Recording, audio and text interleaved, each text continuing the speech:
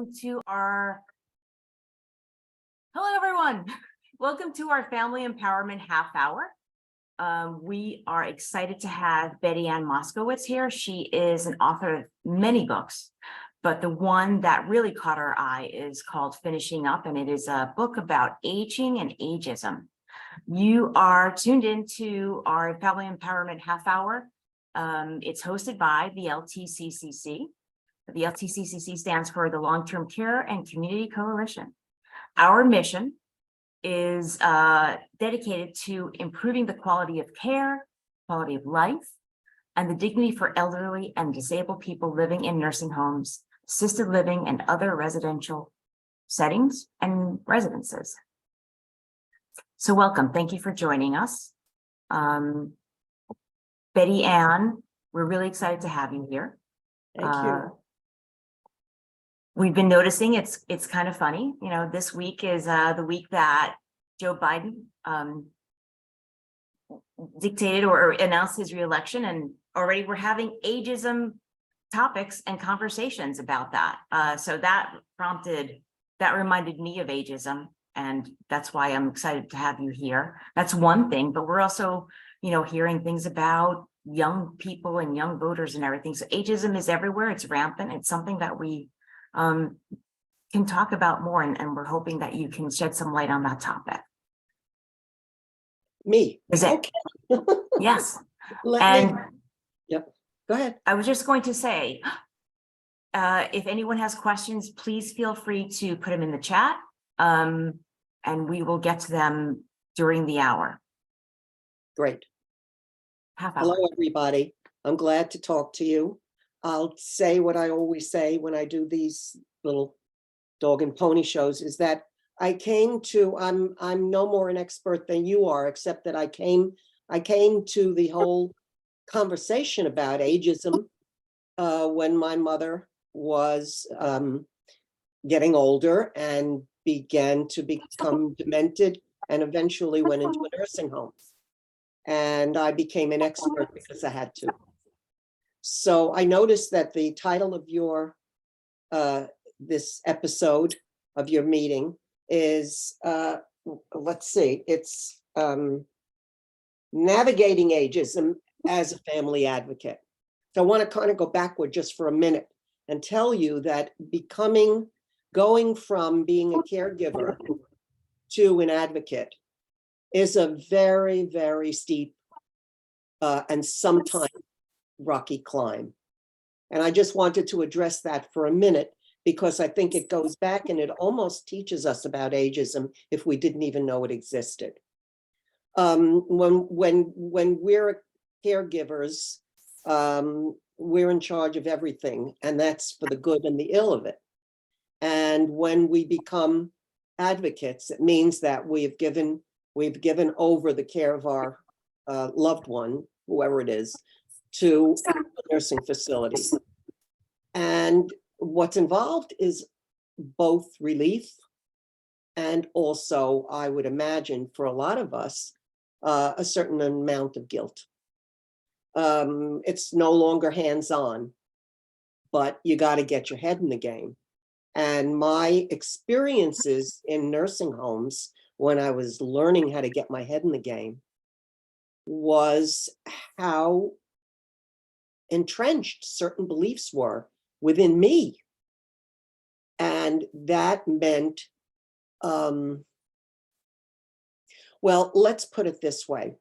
I think when I went on to become an ombudsman and then an assistant coordinator of ombudsman, I noticed that one of the things that most advocates, family advocates, had in common was the fact that they were all afraid to speak up. They were all afraid to advocate as loudly and as strongly as they wanted to because of fear of reprisals. And it brought me back to when I was an advocate for my mother. And I remember walking into her room to visit, and I said, "Hi, Mom, how are you?" And there was an aide there who I always thought of as a friend. And my mother, before she could speak, the aide said, Oh, she's a bad girl today. She made pee-pee in her pants and we had to clean it up. And I'm ashamed to tell you what I did. Can anybody guess? Anybody want to give a shot? Did you admonish your mother? I didn't go that far, but what I did do was I smiled at the aide and I shrugged as if I was a little apologetic for my mother, and I let it go. I'm just wondering, I will throw it out there. I don't want to make a speech, but I wonder if anybody out there has some kind of a similar experience or felt somewhat similar. Because incontinence is part of what we deal with because our bodies change. And there is an element of shame about being old, and it is out there when we're institutionalized more than anything else. And that's what started to teach me about ageism, I think really deeply. And that is that I, as a young person, was as ageist. And my mother was ageist too, because that's the way she was brought into the world. We're all in the things that we come into the world seeing are the way the world is to us, and that's our culture. If you come into a world where every married woman has children because that's the way the world works, then that's your culture, and that's what you believe. If you come into a world where old people are considered over the hill, dotty, feeble, unable to cope with computers, then that's what you believe. And I can't tell you how many times that as an older person, I've been in a restaurant and a waiter will come over and say, "Hey, Mom, what do you have?" And I think to myself, oh, well, he doesn't mean anything bad about it, and he's patronizing me, but it's okay. That's ageist. It's minor. It may even be benign, but it's ageist. And I believe that that kind of minor, benign behavior is the gateway to abuse. That's what I talk about in my book. I think once you believe that that's the way it is, and that's how old people are, and most of them are a little sloppy, and they have a smell, there's something about, and I think that you're on your way to being ageist. And that's what I call the cultural cage. And it takes real effort to break through the bars of the cultural cage. The culture is what we were born into. There's nothing we can do about that. But the cage is something that we have to recognize. We have to see the bars in order to break through.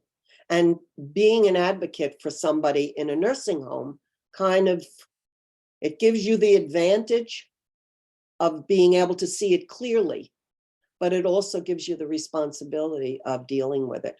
Somebody asked a question or made a comment. Do you want to stop and Eric had mentioned, he just commented on what you just said about the cultural cage. It takes real effort to break through the bars of the cultural cage. You're right. We don't even think of it as a cage. You don't know it's containing us, yeah, but you're absolutely right. Yeah. And it's interesting because I don't know if you remember, but remember during COVID, there were, first of all, the nursing homes were closed and used as dumping grounds for people and what happened was that the CDC and the World Health Organization all were making statements about older people and how they related to COVID and catching COVID. And there was a backlash, and there was conversation, not in Europe, not in America, thank God, but in Europe, where older people were triaged after younger people, because the perception was, well, you lived your life. And we didn't even have to wait for COVID for that to happen, because it happens right across the board. It happens in the workplace. Let the workers, let's let them go. They're not that good at the computer anyway, and let's make room for younger workers. In healthcare, very often, did you, by the way, know that geriatrics is the least popular of any, the least popular of any specialty? And I didn't know. honestly, I don't think a lot of doctors know whether something is because you're aging and you just got to take it. You know, you're a little achy. Well, you know, you're 80. What do you expect? Or whether they overtreat because they think that they can cure what really is part of aging. I mean, there's a lot that's still unknown and still unsought to know from the medical profession. This is coming from doctors as well. I talk about that in the book as well. But to go back to your jobs as advocates in the nursing home, this is part of the burden that I think you assume when you become an advocate in a nursing home. And I think it's something that, if you think about it, it will change the way you relate. Do you want, what are we going to Betty? say? Yeah. I wanted to say one thing, a few things. Melody made a comment from your story. It wasn't just the incontinence, but the infantilizing by the CNA that was done to your mom. Yes. And there was just an article about infantizing and how staff talks to residents in long-term care, nursing homes, or wherever. And everybody should be aware of that, both families, ombudsmen, friends, anybody. And if they see it happen, they shouldn't engage in it. Do you know what I'm saying? They should kind of speak up or ask that person how they feel about being spoken to that way, one or the other. But the other thing too is, you know, with our family council empowerment half hour that we have every month, and this is why we're so fortunate to have you here, is we want to empower families to be the advocates that are putting the resident first and understanding, and don't be apologetic. You know, don't be apologetic if your mom or your dad, you know, peed or you know, was incontinent or whatever. How can you, what pearls of wisdom can you give us to kind of start breaking through those cultural bars, those cultural cage bars, to say, not agree or feel sorry, but how can we start to really put that person, that resident, that elderly person in the perspective, into the focus of where they need to be with the staff? I think that I think when I became an ombudsman, I had already been an advocate, and my mother was gone, and I worked from what I learned as an ombudsman, and also from what regrets I felt inside. And one of the things that I learned was, the more that I knew, document, I was able to, when it happened, how it happened, who was there when it happened, whether it was an aide being disrespectful, or whether it was somebody roughly handling a resident. I wrote things down. The second thing I learned was, look, these folks didn't go into the business of nursing home care to make a buck. They all started out idealistically, and all the things that they say to you, like, I'm really sorry she had to wait for the call bell and finally had to, had an accident. We're understaffed. We're just overwhelmed. I think you have to listen to it and say, if you do say, I understand, but, and that but is the most important thing you can say. Understand that they are overwhelmed and they are understaffed. However, your parent or your loved one is more important. And the fact that she had to wait 20 minutes to be taken to the bathroom and had an accident is not there's no reason for it, and you shouldn't accept it. How do you not accept it? Well, I think first of all, you have to know all the facts. Second of all, you have to identify who to talk to. If it's a social situation, you talk to the social worker. If it's it had to do with nursing, you speak to the nursing supervisor, who is now called I don't know what they're called, on floor manager or whatever. In any case, you have to know who to talk to. Instead of making statements and saying what you want to say, which is, what the hell is wrong with you today? Ask questions. What were you going to say? No, yeah. I mean, you're right. It's ask questions and don't accept what they're Exactly. giving you as answers, but and stay calm as much as I know Yes. emotions always get in there. It is interesting. You have to stay calm. But there is one little, somebody from Facebook did send something in and said that her husband is in the hospital, and instead of talking to her about her husband's care, they're talking to her son, and her son turns to his mom and says, why aren't they talking to you? What does that mean? Why aren't they talking to you? So It's right then ageism. and there, it's ageism, because they think that his mom might not understand, right? The assumption is, is that you don't get it, and you're a little, oh, well, your hair is gray. Let's speak more slowly to you. Now you're gonna get, no. And I think that woman, whoever sent that message in, should at some point say, please speak to me. Or her son should say, please speak to my mom. Mm-hmm. Because, and you can say it nicely. Mm-hmm. But I think that that's part of being ageist, and part of recognizing it is part of stopping it. And you can, and as I said, you can do it nicely. You can say,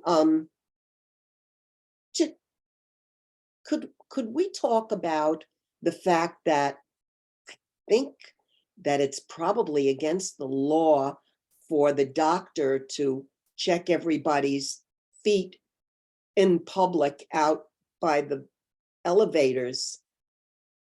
Could we talk about that? Discuss it maybe with the administrator when you have a little bit more time, rather than say, this is a dignity issue. And the Department of Health considers dignity issues as something to complain about. Yes, like don't listen to everybody's lungs in the hallway next to the In the desk. hallway next to the, Right. exactly, or sitting around the, or I remember when I was an ombudsman and the doctor would come and interrupt everybody's lunch to go around, and that was considered a visit. Well, how are you today, Mary? Is your cough better? It's disrespectful. So I guess the next Also time, against- I guess the next time a doctor kind of says to you, oh, don't worry, you're tired. Oh, you're, well, how old are you? I'm going to reply and say, excuse me, but I think you're practicing ageism and we need to have a conversation about that, because just because I'm this age, I shouldn't have to feel tired. Do you know what I'm saying? Yeah, So exactly. yes, Yeah. I think we need to be more aware. Yeah. Another comment that came through on in the chat box was that, the way younger people too are being I guess taught on how to look at the older population also could be encouraging ageism. And Yeah, so that is that's why this is for everybody. This isn't just absolutely. for the aging, it's for everybody. I Everybody has to be. went to, I used to go, they, a New Paul's class in ageism and aging would invite me to come and talk after after the kids had read my book. And and when I wrote this finishing up, I invited one of those classes to give me a list of the 5 words that they think of when they think of old people. Wrinkled, cranky, wise. That's not always true either. No. Interesting. And also, I asked them about their interactions with old people, and they had very few. So, and that's part of the fact that we're marginalized, old, those of us who are old. The fact that we're marginalized doesn't make ageism any easier to recognize or to stop, because young people, they're part of the they're in the cultural cage too. So I think we have to sort of teach them by being who we are. I'm 83, and none of my grandchildren think it's a chore to hang out with me because I curse more than their parents do. Maybe that's part of it. But the thing is that it's up to us as old people as well to make sure that we know what the cultural cage is and how to help others recognize it. Thank you for that, Betty Ann. My friend in Shiro, Sandy Rayburn, has her hand up. Yeah. Thank you. Thank you for inviting me, Janine. It's so good to see you face to face. And Betty, you're really spectacular. I always say that I'm an aging juvenile delinquent. So I really get what you're saying about your grandkids, just not even thinking about you in terms of your chronological age. Apropos some of the things that were discussed, I wanted to say that I am the daughter of congenitally deaf parents. I don't have them anymore, but I learned something that really overlaps with ageism, which is back in the day and really subsequently, my parents, because they were deaf, were considered deaf and dumb. Often, I mean, it's not like the current atmosphere where sign language is considered really an art and is beautiful and people want to learn it. But I think there's a lot of baggage attendant with those who are in nursing homes, in assisted living residences, even in doctors' offices, and just generally, because if somebody doesn't know how to sign, which is understandable, at the very least, speaking slowly, carefully, trying to emphasize the words that you're saying. Too often, an elder person who has lost their hearing acuity will be embarrassed or may not even acknowledge that. And so they'll say yes when they mean no, or they will not have understood and they'll go along to get along. And I think that in terms of, wishful thinking, of course, because there's so much that is needed to be had in aid care and all the other things that happen in assisted living and nursing home. I mean, maybe that's not the most important thing, but I think there should be at the very least a couple of hours of training of aides to explain to them even the simplest things like how to sign for bathroom, how to sign for hungry, how to sign for, pain or whatever. I mean, I haven't really thought it out completely thoroughly, but I remember that when my mother was in an assisted living residence, I had to always be there, back and forth, because I didn't trust. And even in the hospital, they tried to pull something with my mother with, a screen interpreter. I said, no, she's not going to get it. Her vision is not that good.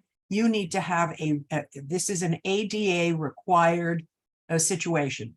You have to have a person there that is an interpreter to be able to explain. So I've gone on far enough, but I just think that that's an ingredient that's really missing that should be discussed. That's all I have to say. Thank you. I think you're absolutely right. And there's a lot that's packed into what you just said. First of all, the fact that dumb is not stupid. Not being able to speak doesn't mean you're stupid. And not Well, being but dumb able should to never be used as a word, Betty. It has nothing to do with nothing. Exactly. But the idea, though, that a lessening, first of all, old age is not a disability. Right. It's a process. Right. Adolescents are a mess sometimes. And we don't call it a disability. We call it adolescent. It's a part of life. And in the same way, being old is not something to be ashamed of. And part of being old means that, your GE dishwasher dies at like 10 years, it begins to lose its ability. Look at us. We're an amazing, we're amazing. We've got bodies that are still going. But part of ageism is also being aware that there are lessening of some of our acuity in hearing, in seeing. You know something? Small print is such a pain in the neck to so many old people, and people complain about it all the time, and companies do not respond to it. That's ageist.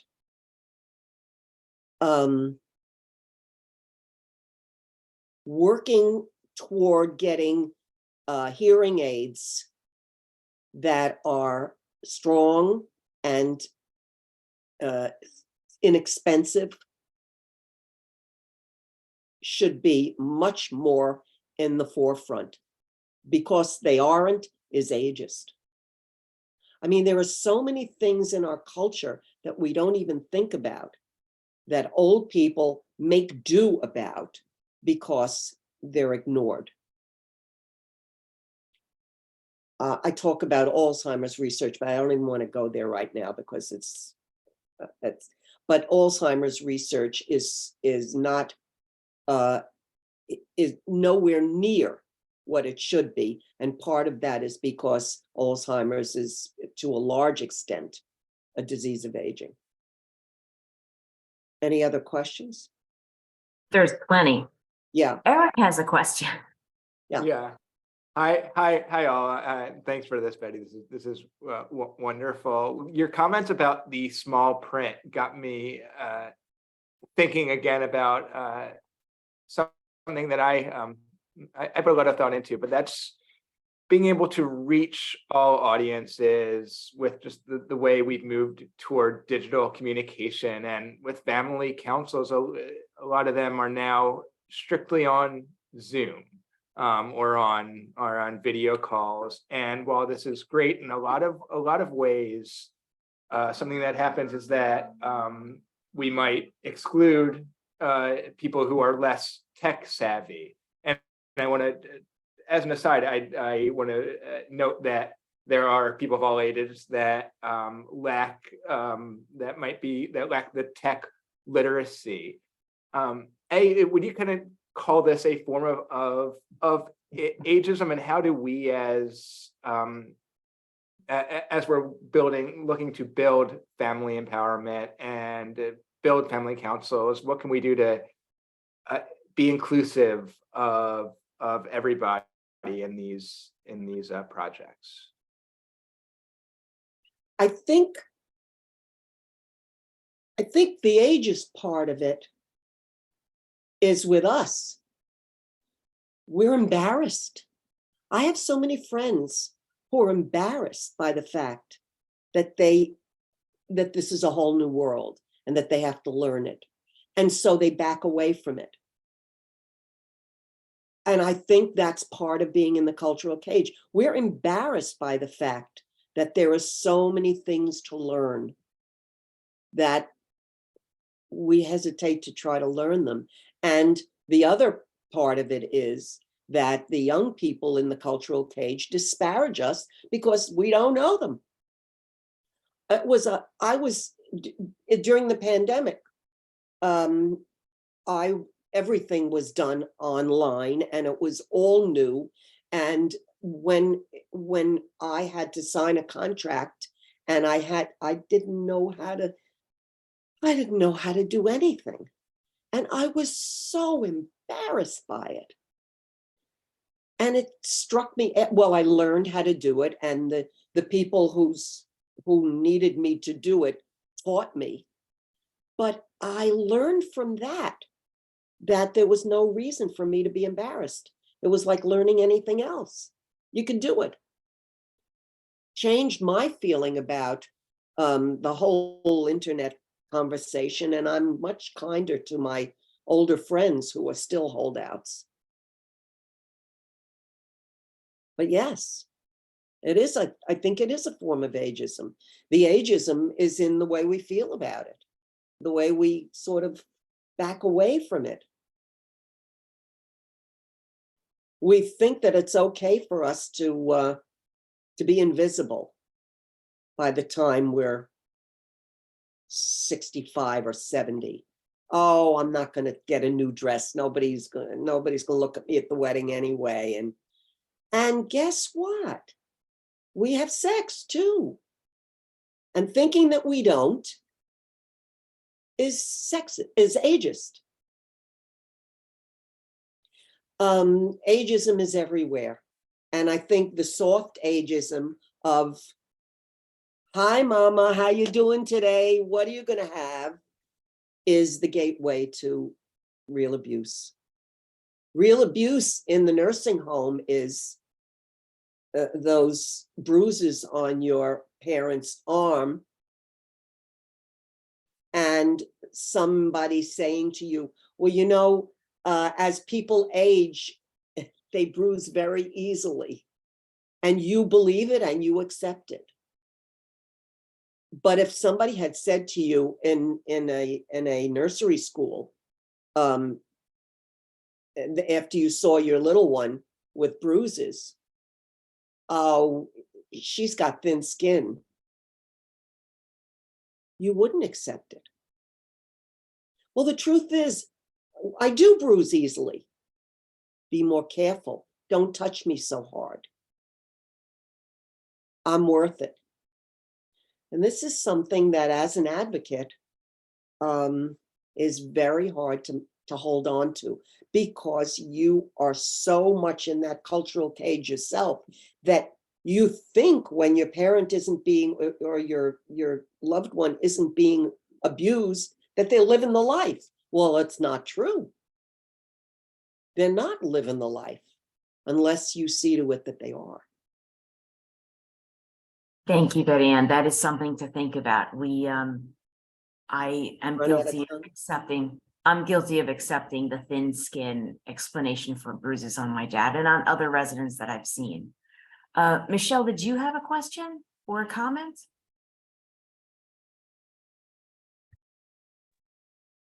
Thank you. I was really interested to know if children actually, when you talk about culture, there is such a thing as culture change.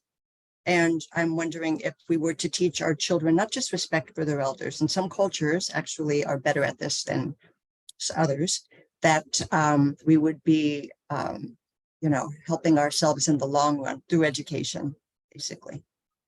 Yeah, I think so. I think that people make a stab at it, but I think that there are some underlying beliefs that don't go away.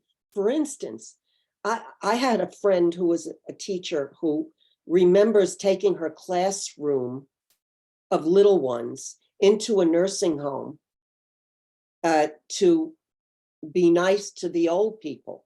And the old people were sitting there getting treated nicely by these kids. In other words, being touched with sticky fingers or being given crayoned things.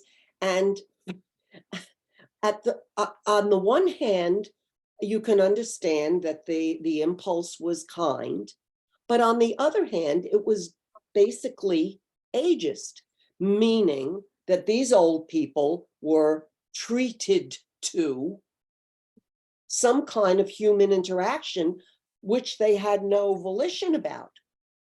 Well, guess what? Get away from me, little one.